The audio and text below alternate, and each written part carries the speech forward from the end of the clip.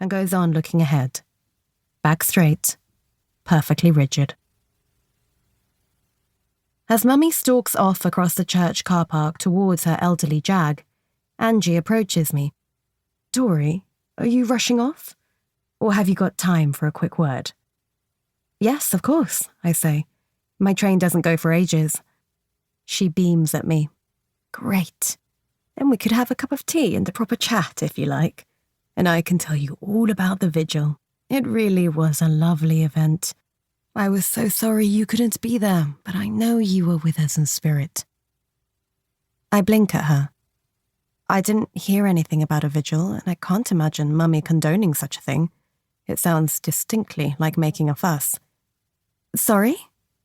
The vigil, last night at the Chapel of Rest. We had ever such a good turnout.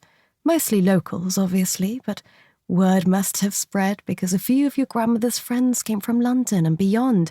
We even had 1 or 2 Italians, because your granny had friends over there, didn't she? She told me all about how you two used to go there together. She did. I say, we did. That must have been wonderful, Angie says. Anyway, I know it was too much for you, the vigil, but I thought you'd like to hear about it. She's starting to look puzzled herself now. You don't know what I'm talking about, do you? I don't, I say. Right, Angie says. Right, yes, we'd better have a cup of tea. The vicarage is just over the road. Come on. She takes my arm and guides me through the lich gate and across the narrow lane to a pretty, low-slung cottage in Cotswold stone. I'm starting to feel a bit odd, if I'm honest, shaky and unreal. I feel like I might break down and cry properly for the first time since Charlie called me to tell me that Granny had been taken to hospital. And then again, just a short while later, to say that she was gone. In here.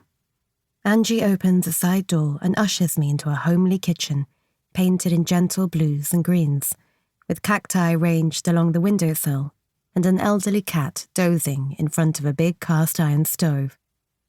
Once I'm seated at the scrubbed pine table with a plate of biscuits and a clay mug of tea with a peace sign painted on the side, Angie sits down opposite with her own tea. The first thing to say, she begins, is that anything we discuss here is completely confidential. The second is that if you need a bit of a weep, go ahead and have one. I won't judge you. She nods towards the box of tissues by my elbow. And you can swear all you want. It doesn't shock me. Nothing does. Understood? She looks so serious. She looks, in fact, really concerned, and I have a feeling, a nasty, creeping feeling deep down in my gut about what she's going to say. Understood. Good, Angie says. Now, the vigil. You really didn't know about it? I didn't. If I'm honest, I'm not totally sure what one of those is. I see. Well, it's not necessarily common practice in the Church of England, but our parish has a tradition of holding a vigil the night before a funeral, a bit like a wake, you know, in the Catholic tradition. It's something we do for people who are really important to our church community. And since the funeral was going to be family only, well, it was a chance for all of us to say goodbye, especially as she died so suddenly. So we asked your mother if we could hold one for Margaret, and she gave us her permission. What, really? Mummy finds the C of E a bit in for a dig. I can't see her giving the go-ahead to anything that smells even slightly of Rome.